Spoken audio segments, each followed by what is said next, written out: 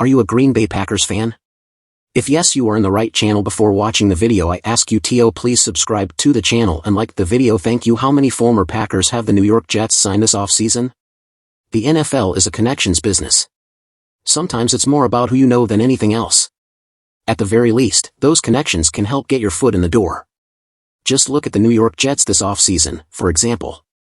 While Aaron Rodgers has publicly shot down the notion that he had a so-called wish list upon being traded to the Jets this offseason, that hasn't stopped his new team from bringing in a host of familiar faces. Now, this isn't necessarily abnormal. A new quarterback and new offensive coordinator are going to want to bring in players who they have experience with. This happens all the time in the NFL. Still, it's notable just how many former Green Bay Packers the Jets have signed this offseason. The addition of Adrian Amos on Tuesday adds yet another notable former teammate of Rodgers in Green Bay to the list. This begs the question, just how many former Packers are now on the Jets roster, including Nathaniel Hackett and the two former Packers who were already with the organization prior to this offseason. The Jets now have a whopping 9 former Packers under contract. That includes, of course, Rodgers, his former backup in Green Bay, Tim Boyle, and a couple of his favorite targets in Allen Lazard and Randall Cobb. Then there's the aforementioned Amos, who spent 4 years with Rodgers in Green Bay, and Turner, who has spent more time working under Hackett than any player in the NFL over the last 4 years. Turner followed Hackett to Denver.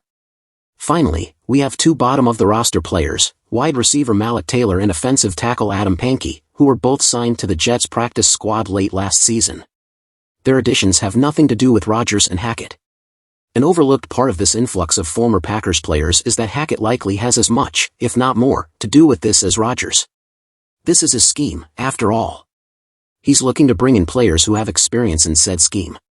Unfortunately, the Jets aren't scheduled to play the Packers again until the 2026 season.